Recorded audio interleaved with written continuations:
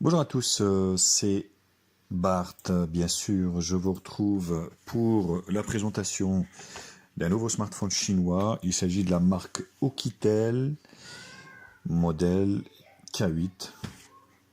Un gros smartphone, pas trop cher, honnêtement. Plutôt pas mal. Donc, packaging assez standard. On peut retrouver notamment le téléphone, une protège-écran et la coque silicone qui va avec. Bien sûr, ça devient une standard chez les marques asiatiques, notamment chinoises. Un câble, un chargeur et le pin pour l'extraction, bien sûr, de la carte SIM. Au niveau de ce téléphone, donc il s'agit en fait d'un écran, enfin d'un modèle avec un écran 6 pouces, résolution Full HD, ce qui est plutôt pas mal, honnêtement. Parce que au niveau de la gamme de prix, on retrouve pas une résolution généralement Full HD+, mais plus HD+. Donc 6 pouces HD+, très bon point pour ce Oukitel K8, avec un octa-core, le MT6750 Turbo, encore une fois, et oui, encore une fois, cadence à 1,5 Go, petit processeur, mais qui fonctionne très très bien. Fait chauffer un petit peu le téléphone, mais bon, ça marchera nickel. On retrouve également 4 Go de RAM, 64 Go de RAM, la standard. Un écran, enfin un double appareil photo arrière de 13 et 2 millions de pixels. Le fingerprint scanner, bien sûr. Et l'avantage de ce téléphone, c'est son énorme batterie qui fait 5000 mAh. C'est vraiment énorme par rapport au prix. Donc je reviens toujours au prix. Forcément, le prix qui n'est pas trop cher en ce moment. Je vous mettrai bien sûr un lien d'achat en bas dans la description. Bon, le téléphone, forcément, il est un peu épais. Mais bon, une batterie de 5000, ça ne se refuse pas. La caméra avant est que de 5 millions de pixels.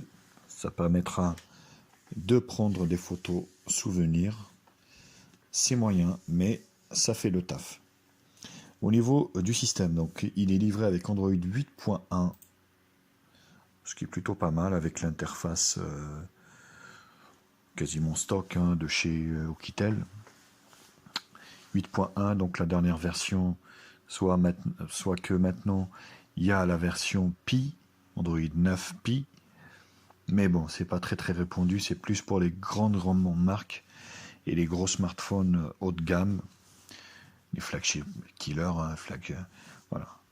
Donc c'est des flagship killers vraiment très haut de gamme.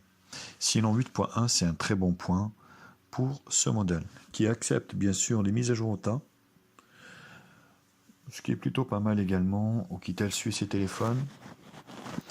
Après, des fois, ils en mettent mise à jour, mais est-ce que c'est une vraie mise à jour ou c'est une fake mise à jour?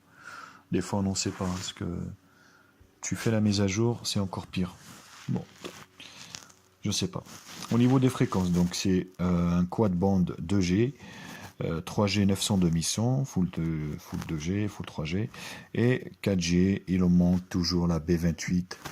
Quand est-ce que les Chinois vont se mettre à faire cette maudite bande B28? Malheureusement, ce téléphone, eh ben, il n'y aura pas de B28. GPS, AGPS, GLONASS, Beidou, donc ça, c'est good, c'est même very good. Au niveau des sensors, on peut voir qu'il y a le compass également, le gravité sensor, la distance sensor, light sensor, le gyroscope, géomagnétique.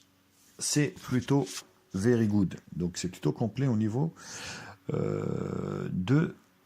des capteurs. Parlons un petit peu du prix. Alors le prix, c'est la valse justement des sites d'import, parce que